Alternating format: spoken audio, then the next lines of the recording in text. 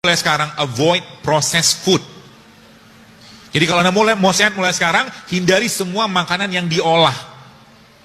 Jadi kalau Anda pengen makan makan bakso, boleh nggak? Boleh sekali-sekali. Tapi Anda makan bakso itu pengen makan dagingnya, tepungnya, atau rasanya.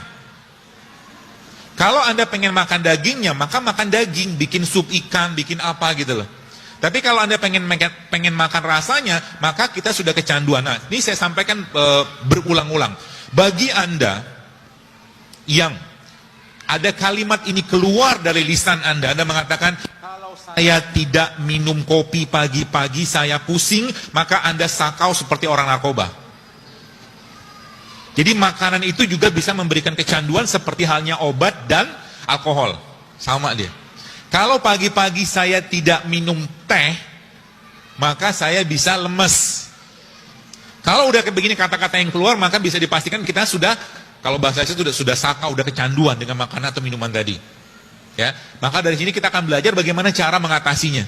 Cara mengatasinya, dan yang penting sih pola sebenarnya. Kalau polanya paham, nanti teman-teman bisa memilih-milih apa yang harus dimakan, apa yang harus diminum.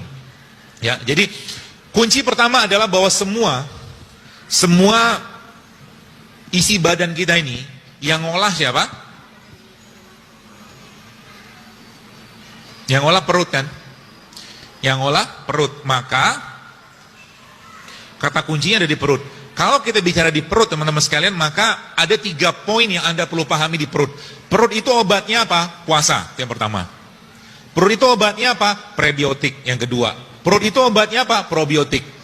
Apakah Nabi mengajarkan atau menyampaikan ini? Tidak secara spesifik, tapi Nabi menunjukkan pola-pola itu gitu. Dan kita contoh itu. Contoh misalkan kalau Anda yang pernah buat air rendeman kurma. Air rendeman kurma itu apa sebenarnya? Kurma itu prebiotik. Kurma prebiotik. Dan pernah saya sampaikan bahwa kalau Anda pengen makan buah dan sayur, maka makanlah semuanya. Contoh, Anda misalkan pengen makan semangka. Semangka itu dari bagian kulit hijaunya sampai bijinya sampai dagingnya bermanfaat semua. Ya. Kalau kedondong gimana dok? Gitu kan? Kedondong sih saya belum dapat datanya. Tapi kalau semangka itu sangat bagus.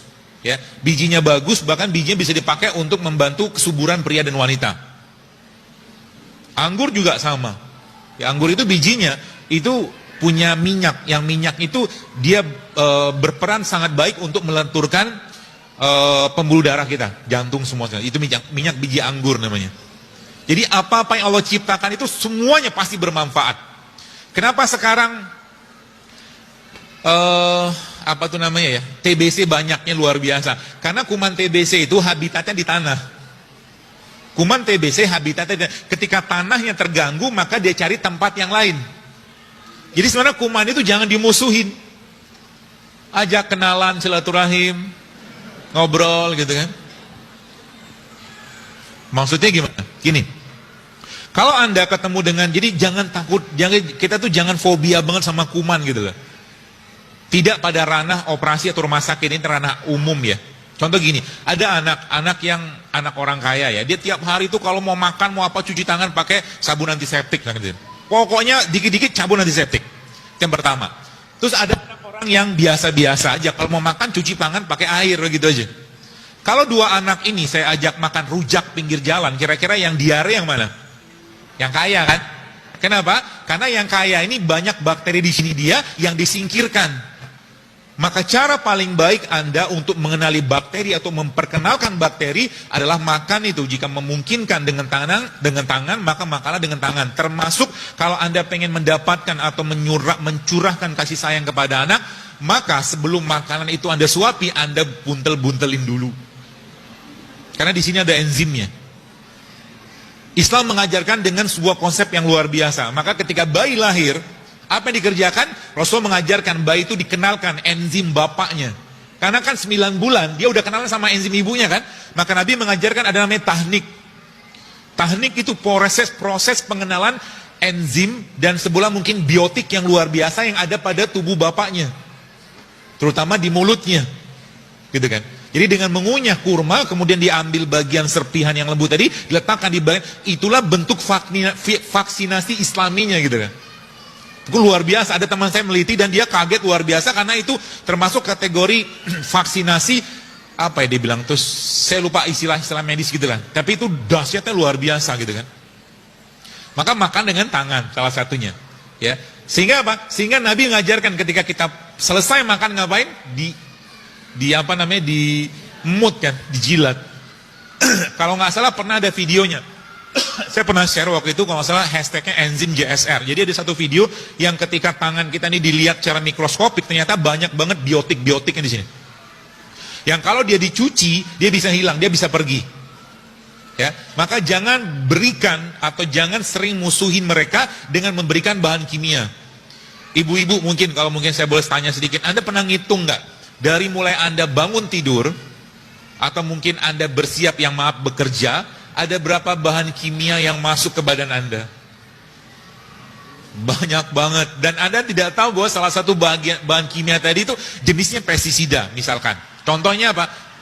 Triklosan. Triklosan itu pestisida. Ada di mana? Sabun. Gitu loh. Nyerap nggak masuk badan? Nyerap masuk badan. Ya, seterusnya lah kayak begitu.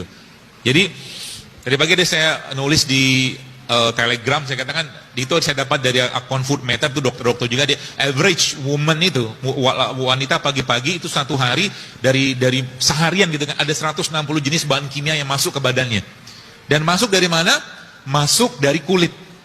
Sampo, odol, apalagi namanya sabun gitu kan, banyak banget. Ya, jadi banyak. Jadi kita harus ngerti juga, gitu kan. Dan kita nggak bisa ngontrol mereka, tapi kita bisa mengontrol yang masuk dalam badan kita. Baik, jadi kalau kita bicara tentang perut, tadi kata kuncinya apa? Kata kuncinya ada pada perut. Maka kalau bicara perut, teman-teman sekalian, yang perlu Anda yang perlu Anda pikirkan adalah bagaimana Anda menyenangkan isi perutnya. Cara menyenangkan perut kita sebenarnya tidak lain tidak bukan dengan cara apa? Dengan cara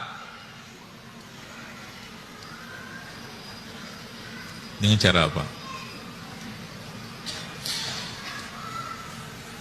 Dengan cara ini. Jadi mulai sekarang, saran saya sih ya, mulailah lebih sering laparnya daripada kenyangnya. Mulai sekarang. Terutama bagi Anda yang pertama.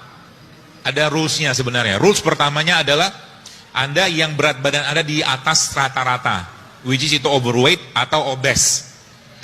Yang pertama. Yang kedua, Anda yang punya banyak masalah kesehatan. Mark Twain katakan, dia kata a little starvation, dia katakan sedikit lapar itu jauh lebih baik daripada obat manapun. Kenapa? Baik, saya cerita begini. Biar gampang dicerna. Saya punya harimau, contohnya. Contoh-contoh aja fiktif. Harimau ini kalau satu hari saya kasih 10 kg daging untuk makan tiap hari. Lalu pada satu hari harimau tadi, teman-teman sekalian, saya nggak kasih 10 kg daging, tapi harimau tersebut saya kasih cuma 1 kg daging saja. Artinya ada sekitar 90% kalorinya dia, nutrisi dia yang saya batasin. Apa yang terjadi? Yang terjadi adalah harimau saya tadi saya bawa ke kerumunan orang. Apa yang akan berlaku? Yang akan berlaku adalah harimau tadi pasti akan makan orang, kan gitu. Tubuh kita juga sama. Nanti Anda akan mulai paham kenapa olahraga terbaik itu justru malah saat berpuasa. Saat perut Anda lapar, maka olahragalah. Kenapa? Karena tubuh kita, bahasa saya itu berubah menjadi singa lapar. Singa lapar, kalau singa lapar maka apa yang terjadi? Dia akan menguras atau dia akan mengambil bagian-bagian energi yang nggak kepake atau lebih gampang dipakai. Bagaimana polanya begini? Polanya begini. Ketika kita bicara tentang apa yang masuk dalam tubuh kita, teman sekalian, maka kalau Anda makan nasi itu isinya apa sih? Karbohidrat. Karbohidrat, glukosa. Kalau nggak kepake, maka dia akan dimasukkan atau diubah menjadi namanya glikogen. Oke, diubah menjadi glikogen. Kalau glikogen yang nggak kepake, maka dia akan diubah menjadi lemak. Jadi kalau Anda makan, Ada orang tanya, dokter saya kan nggak makan lemak, bener, tapi Anda makan nasi kan? Karena nasi yang dimakan berubah jadi lemak. Jelas ya?